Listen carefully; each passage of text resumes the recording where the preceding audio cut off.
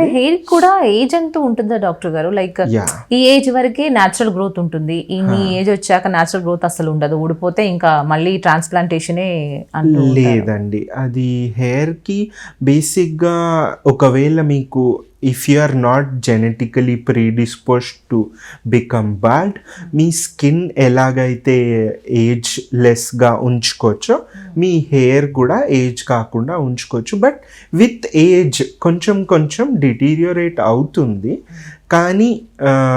కానీ there will be definitely individuals who have healthy hair at the age of 60 if they have appropriate nutrition and care for their hair. Okay, and కొన్ని infections కూడా hair loss cause చేస్తాయి. Like mainly dandruff hair loss cause చేస్తుంది.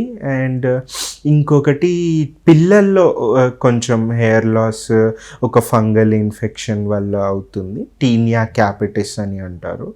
So అది వాళ్ళ స్కూల్లో వేరే వాళ్ళకు ఉంటే అది వాళ్ళు టచ్ చేసి ఏమైందిరా నీకు అని చూసి వాళ్ళు అంటించుకోవడం వల్ల కూడా అలా అయ్యే ఛాన్స్ ఉంటుంది.